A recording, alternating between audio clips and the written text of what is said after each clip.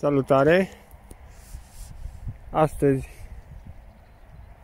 am prins pentru prima oară pe 2020 balta dezghețată, așa că am zis să vin să încerc. O să pescuiesc și la crap cu bile. Am monturi normale, ca și cum ar fi vara. Eu nu prea sunt cu fineția. Am aici două bile de 20, ceva bile ieftine. Am acolo o bilă, aici o bilă de 24, acolo o bilă de 20 și în capăt am un snowman. La snowman-ul acela cam tot timpul am avut rezultate. Sper să am și astăzi. O să pescuiesc și o să nădesc în capătul acela, în celălalt mal al bălții. O să pun un băț acolo în colț, cam la 1,5 m. După aia un băț mai în dreapta mea, cam o să pun la 2-3 metri de mal. După aceea alt băț mai încolo, tot așa, la 2-3 metri de mal. Și un băț o să-l dau pe undeva pe aici, prin malul ăsta. Pentru că probabil nu o să prea am activitate. Mi-am adus și două bețe la feeder. Poate acolo să meargă mai bine. Acolo să dau cu nadă și virmuși. În caz că nu o să miște foarte bine în malul celălalt, o să dau mai spre mijlocul bălții, mai spre stânga, mai spre dreapta, o să caut pești. Și la noapte, probabil aici, la intrare în golfulețul acesta unde pescuitul este interzis, în golfuleț este interzis, la intrare pot pescui. O să las un băț la intrare aici la noapte, pentru că o să stau 36 de ore. Și un băț o să las undeva pe aici, tot așa la noapte, pentru că becul acesta luminează noaptea. Și în decembrie am avut ceva activitate aici. Bun, deci cam ăsta e planul. Acum să vedem. Urmează să merg să nădesc. De nădit o să nădesc cu un amestec de bile și semințe. Amestecul de semințe l-am făcut zilele trecute, am și postat un clip.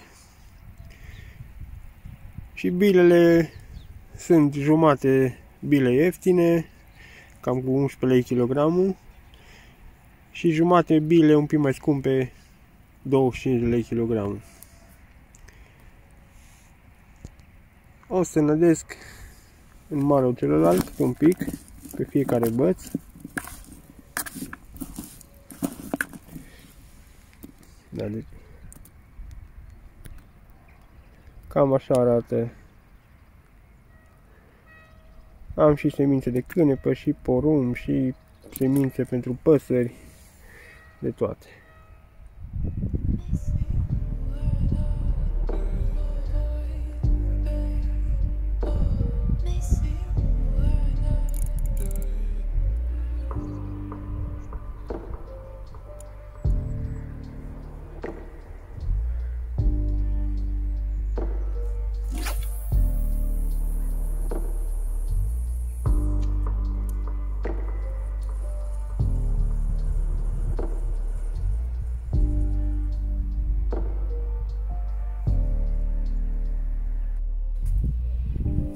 Am aruncat bețul unde am vrut, adică în malul celălalt. Acum merg să nădesc.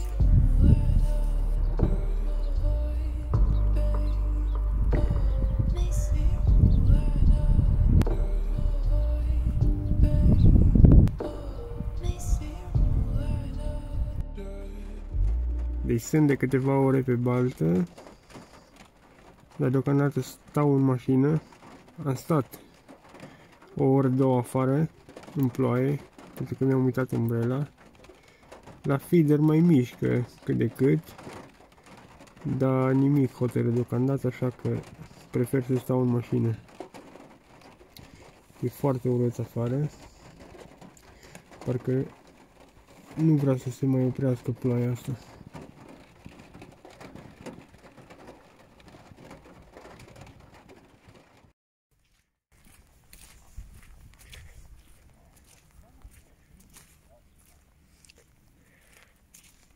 O trebuie să vină domnul să ne arate un pește. Noi stăm de dimineață.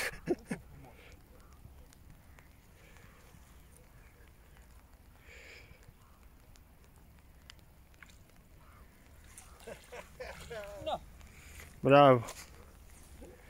Noi stăm de dimineață și n-am avut o trezătură. Fain. Hai să-ți dau telefonul să-mi faci o poză. Ce-ar frumușel? Ce fain s-a înțepat. Capac de WC-ul din ăla fain.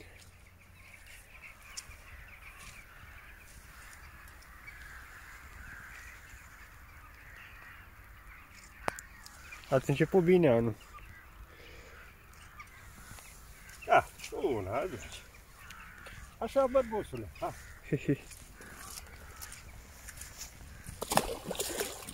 Ce frumos e. Iată, bravo.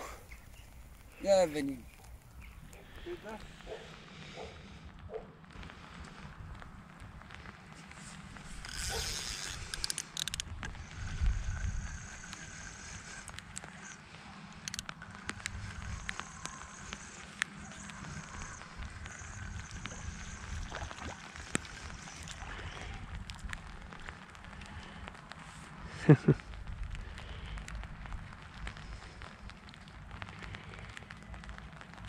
Ia uitați ce-mi trage mie. Ce prind eu în așteptarea monstrului la bile. Sună alarma, am așteptat toată ziua. Numai că am ceva de mers până la Bețe, pentru că n-am putut să pun mașina lângă Bețe, pentru că rămâne împotmolită. Da, umbrela asta din golf. Să sperăm că avem și un pește. Nu, nu e nimic.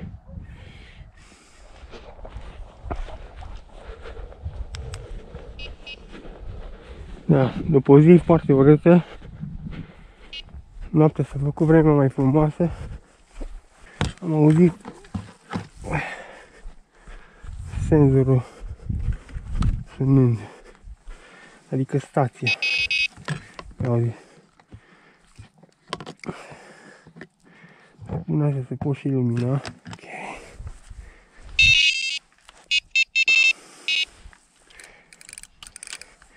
Este bățul de la stâlpul acela luminat.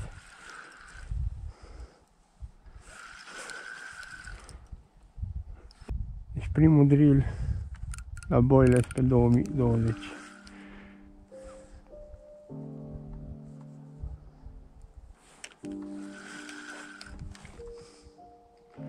Da, și nu pare a fi un ciortan.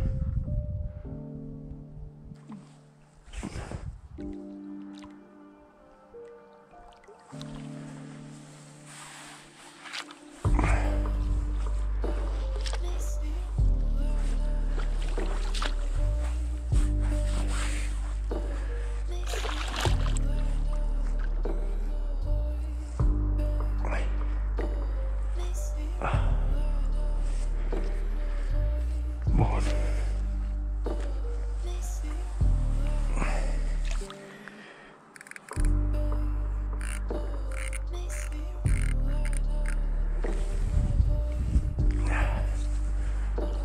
Nu este foarte, foarte mare, dar nici foarte mic nu e. Are aproximativ 7-8 kg, poate chiar mai mult.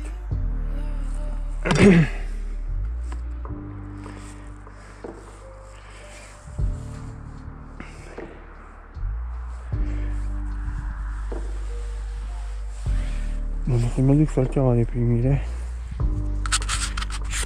Mă întorc.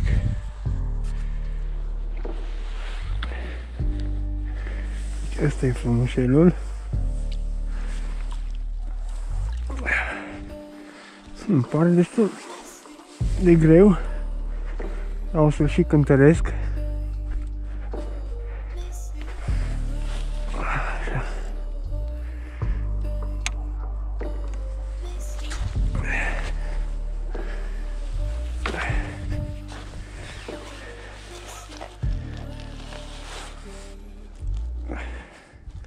M-am și uitat la ceas, e 5 fără 20. Da, asta nu mai scăpa el.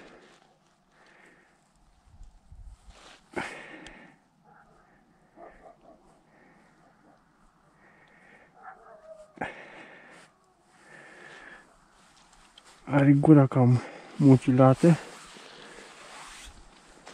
dar nu.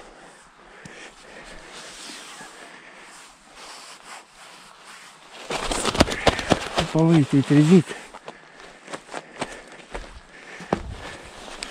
Stai aici.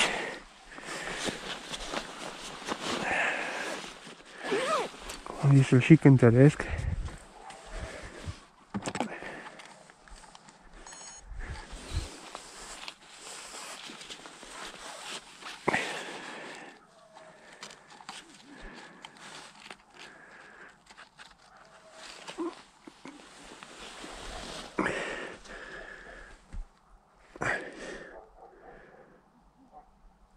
Este 7460 arată cântarul.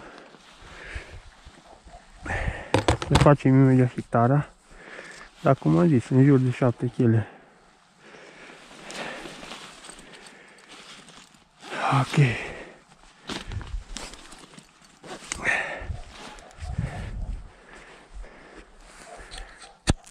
O să fac și o poză și le liberăm frumos.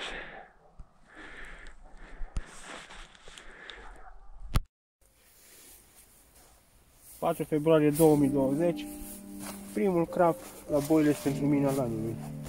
Are 7 kg. N-am mai prins niciodată atât de vreme, un an. Stau până mâine seară, sper să mai prind.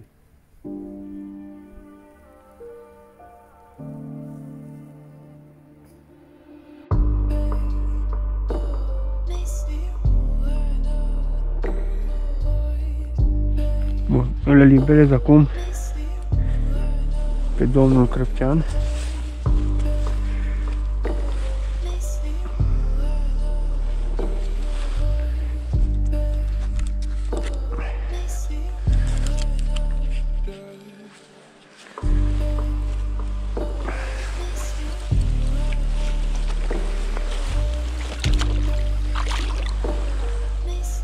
Bun, s-a dus.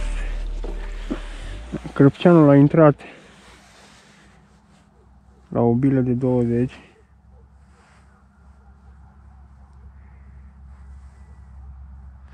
Cu aromă de squid și prună. Asta este.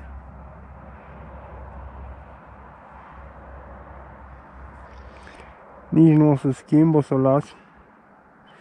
Pentru că acum numai bine s-a activat ca lumea.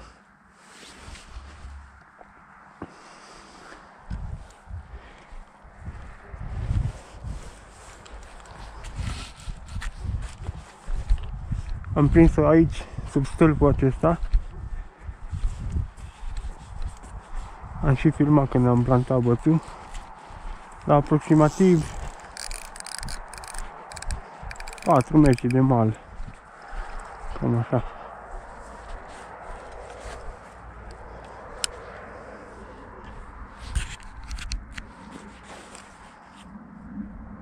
Nici nu trebuie să lansez pe spate.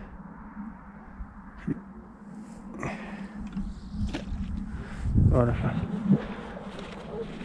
Mai am unul la intrare în golf acolo și de la am speranțe, dar deocamdată n-am avut. Am avut o trăsătură.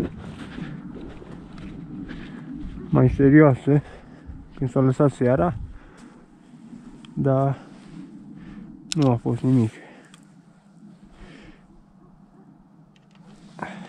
Ok.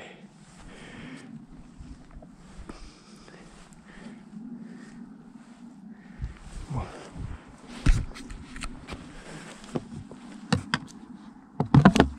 O să mai arunc niște bile, niște de bile amestecate cu semințe.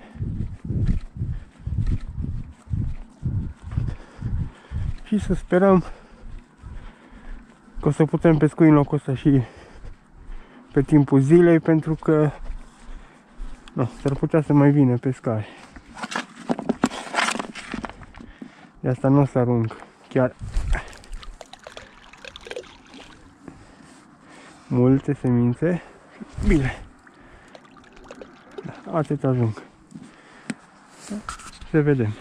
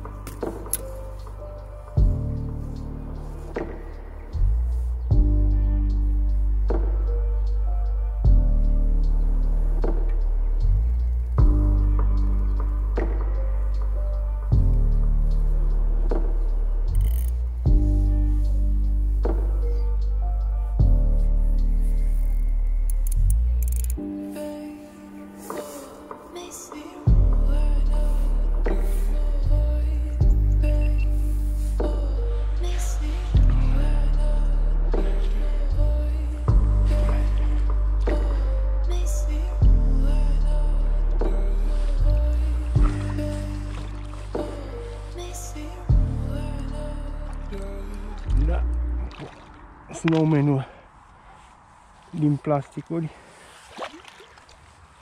Tot timpul am rezultate la el.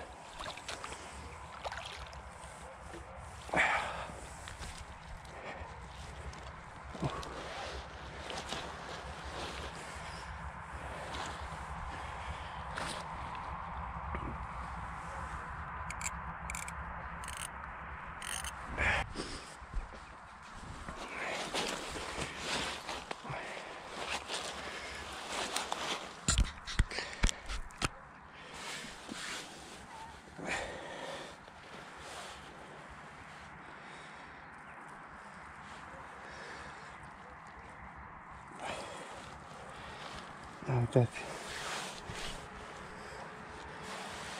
snowman-ul acesta, minune, miraculos.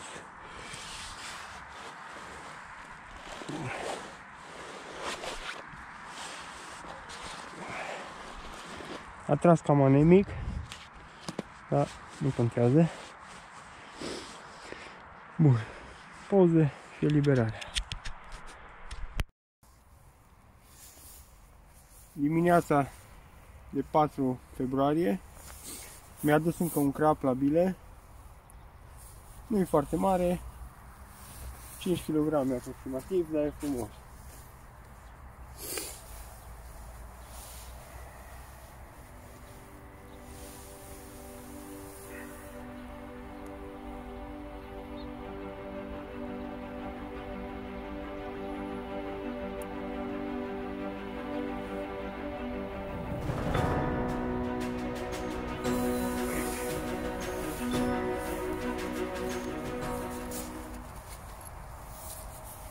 Da?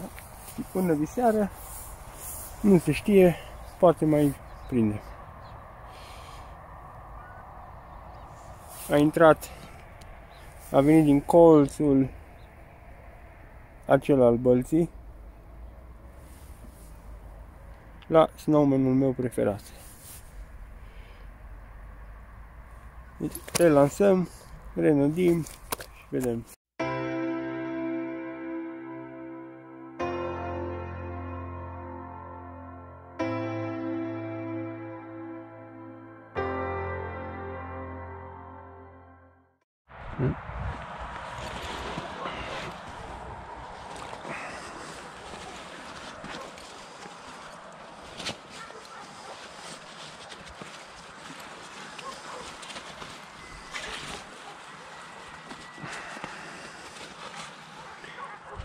Urmează eliberarea, frumos.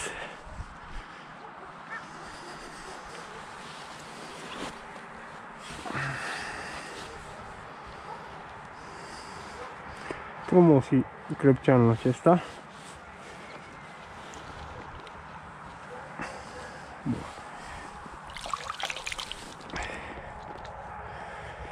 Da. Și mai avem în față o zi întreagă.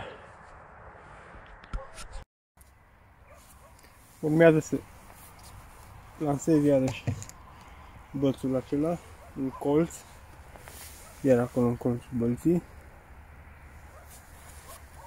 Și urmează să nădesc iarăși în malul ăla, că o să insist un pic acolo.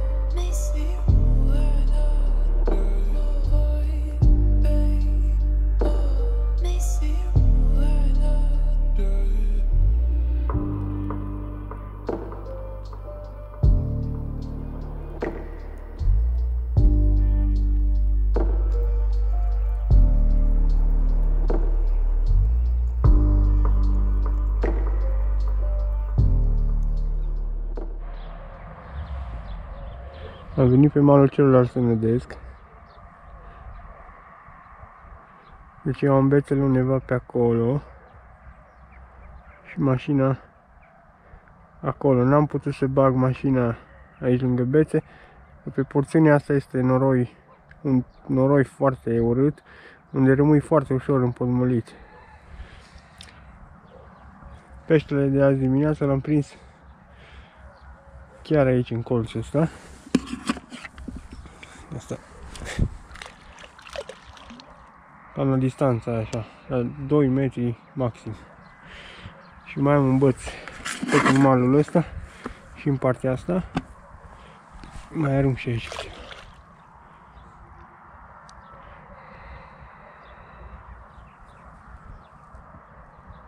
Mai am câteva ore de pescuit.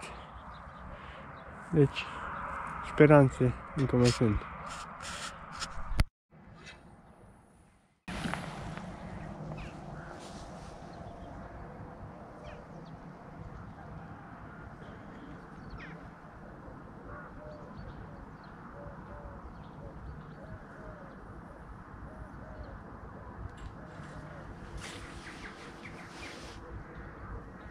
Da, un caras sau crăpcean ceva ridică bambina frumos. Se vede aici. Bine ridicată.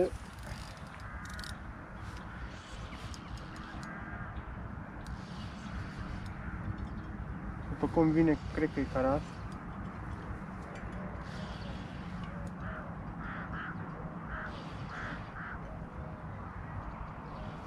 Sau nu știu.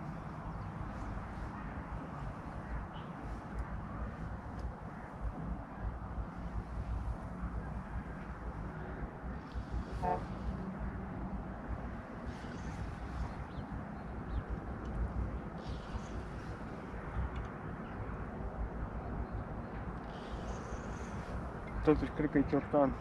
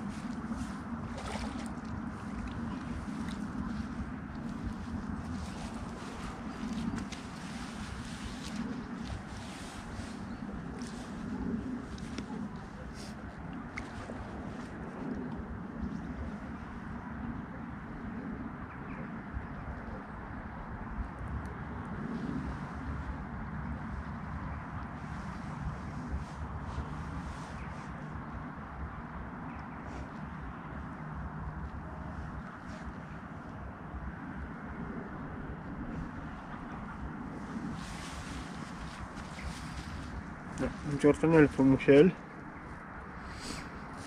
Primul pe care îl prind la feeder, pentru că ieri n-am putut pescui.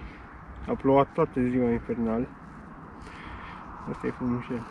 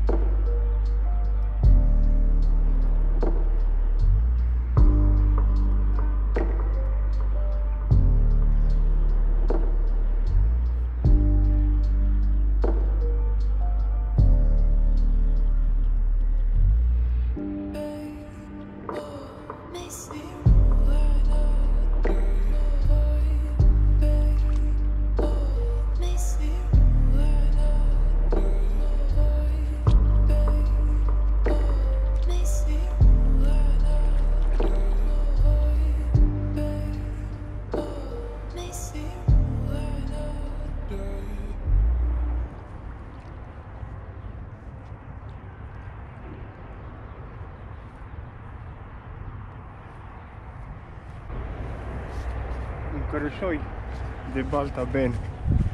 Ia uitați.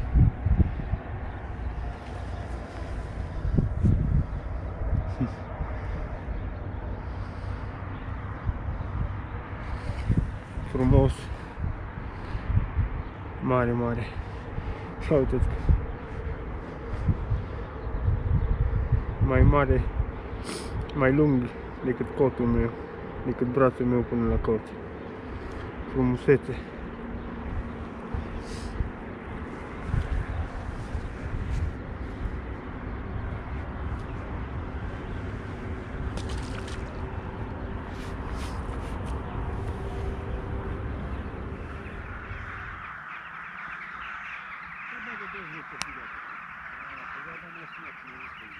Dimineața era beton, camera, gheață, o pică acolo pe pic, se pută pău în vânt, o oră posibilitate.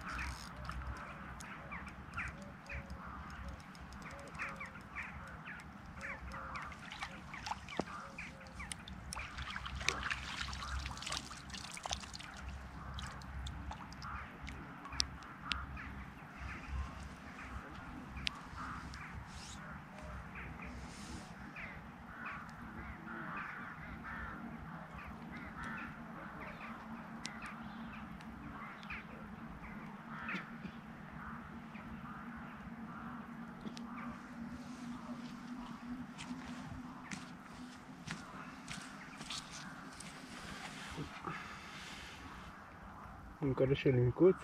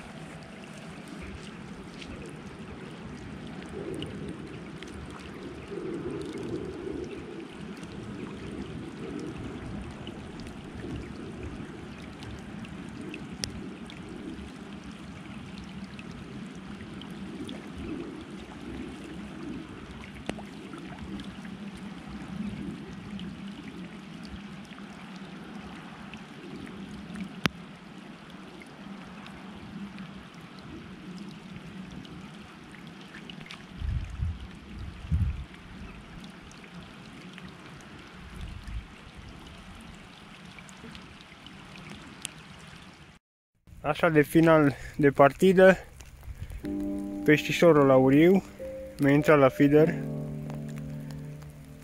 și cu el vom încheia partida de săptămâna asta. A fost o partidă destul de grea, pentru că ieri a plouat în continuu. Dar bun, acum tocmai mi-am pus dorința și îl vom lăsa să plece.